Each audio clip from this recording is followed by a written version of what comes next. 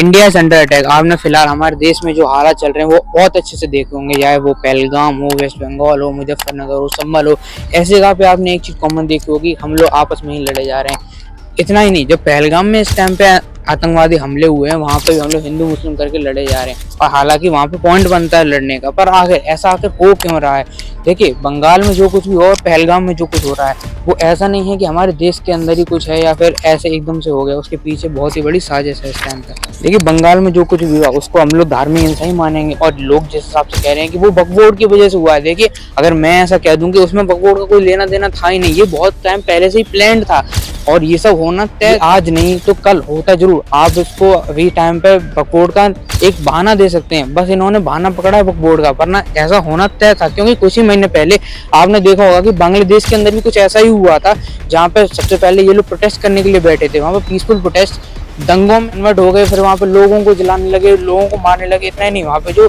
Minority थी उनको भी परेशान करने लगे। सेम ऐसा बांग्ला हुआ था जहाँ पे हिंदुओं को घर से निकाल निकाल के मारा जा रहा था। और इस टाइम पे मुर्शिदाबाद, वेस्ट बंगाल में भी ऐसा ही हो रहा है, जहाँ पे प्रोटेस्ट के नाम पे पुलिस वालों की गाड़ी चलाई जा रही है, पब्लिक लोगों की गाड़ियां जलाई जा रही हैं, बस जलाई जा रही हैं। और इतना ही नहीं, हिंदुओं को घर से निकाल निकाल के मारा जा रहा है, उनके घर जलाए जा रहे हैं। इतने ज्यादा लोग वहाँ पे, खासकर हिंदू, परेशान हैं कि उन लोगों को अपने घर छोड़ छोड़ के दूसरे गांव में सेटल होना पड़ रहा है, क्योंकि वहाँ पे लोग आके उनको जीने नहीं दे रहे।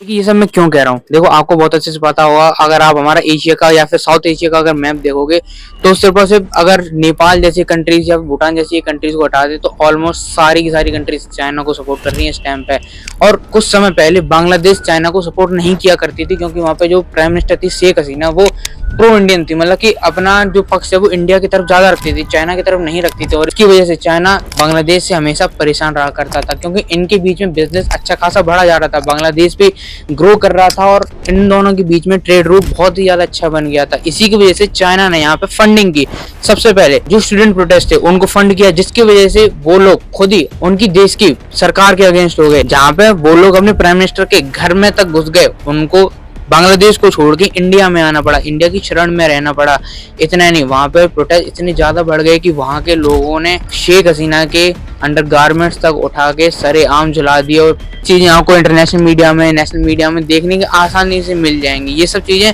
असलियत में हुई थी, और इनको शुरुआत में नाम प्रोटेस्ट का दिया जा रहा था। जितनी भी लेफ्टिस्ट थी, जितनी भी कम्युनिस्ट पार्टियां थी, सिर्फ और सिर्फ इंडिया की नहीं, सिर्फ और सिर्फ बांग्लादेश की नहीं, ऑल ओवर द वर्ल्ड इसको सबसे पहले जस्टिफाई कर रही थी, और ये कह रही थी कि जो कुछ भी हुआ है वो अपने हक के लिए कर रहे हैं। पर एंड टाइम पे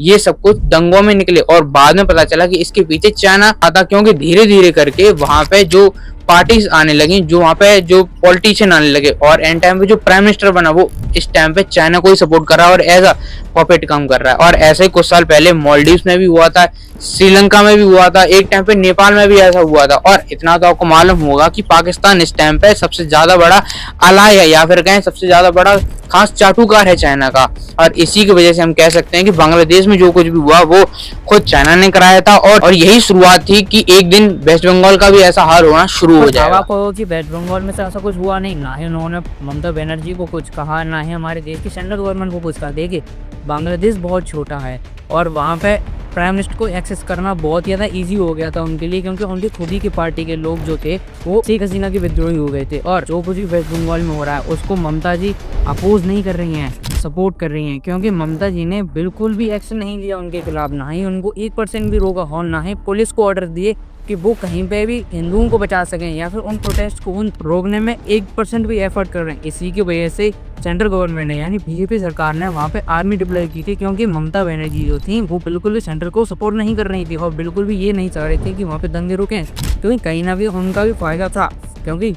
जो जितने भी मुस्लिम थे और जितने भी ये लोग प्रोटेस्ट कर रहे थे वो इंडिया के थे ही नहीं, ये सारे ऑलरेडी पहले से आए हुए बांग्लादेश रेफ्यूजी थे, और उनको आज से सपोर्ट नहीं कर रही हैं ममता बनर्जी। बांग्लादेश में ये दशकों से चला आ रहा है, और सबसे बड़ा एलिगेशन अगर ममता बनर्जी सरकार में रहता है, जो लूप होल माना जाता है वो यही है कि वो बांग्लादेश रेफ्यूजी को बुलाती है, उनको शरण देती है, और बाद में जो दंगे होते हैं उनमें उनको सपोर्ट भी करती हैं। और इसी की वजह से बांग्लादेश में इस टाइम पे, इसी वजह से हम देखते हैं कि वेस्ट बंगाल में कई जगह पे हिंदू। अब देखिए, पहलगाम में भी कुछ ऐसा ही हुआ। देखिए, कुछ ही समय पहले रिपोर्ट्स आई थी कि चाइना कहीं ना कहीं ISI को, यानी इंटेलिजेंस एजेंसी ऑफ पाकिस्तान को सपोर्ट कर रहा है कहीं ना कहीं। और ये रिपोर्ट्स पक्की थी क्योंकि यही ISI बांग्लादेश में जाके बांग्लादेशियों को सपोर्ट कर रही थी और यही ISI वेस्ट बंगाल में जाके उन प्रोटेस्टों को और उन दंगों को भी सपोर्ट कर रही थी। और ये पहलगाम का जो अटैक हुआ है वो होना था, क्योंकि देखिए एक टाइम पे जब ट्रम्प हमारे यहाँ पे आए थे तब दिल्ली में भी ऐसे ही घटना देखने को मिली थी, जहाँ पे हिंदू मुस्लिम के या फिर कहें CAA के जो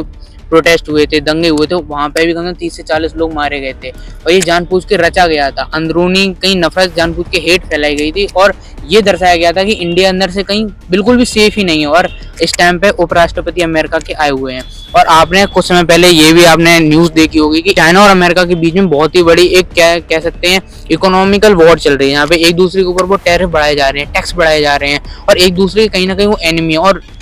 पूरे एशिया में अगर कहीं चाइना का सबसे बड़ा अगर कोई दुश्मन कह सकते हैं या फिर कहीं कॉम्पिटिटर है वो ले दे कि इंडिया, क्योंकि रसिया चाइना से इतना ज्यादा कुछ ना ही दुश्मनी वाला रिलेशनशिप रखता है ना दोस्ती वाला रखता है, इंडिया ही है ले दे के। और इंडिया ग्रो हो ये चाइना कभी चाहता ही नहीं है। और इसको रोकने के लिए, ग्रोथ रोकने के लिए चाइना ने हमेशा कहीं ना कहीं दाव पेच लगाई है। और ऐसा ही यहाँ पे भी देखने को मिला, क्योंकि अमेरिका के राष्ट्रपति अगर यहाँ पे आते तो कहीं ना कहीं डील्स होती, कहीं ना कहीं इंपोर्ट एक्सपोर्ट बढ़ता है, जिसकी वजह से बिजनेस बढ़ता। इससे चाइना को थोड़ी बहुत तो दिक्कत होती, क्योंकि अमेरिका और इंडिया अच्छे खासे अलायंस आ रहे हैं। अब इतनी बातों से आपको समझ में आ गया होगा कि चाइना इन सब चीजों इन्वॉल्व क्यों हो रहा है। अब देखिए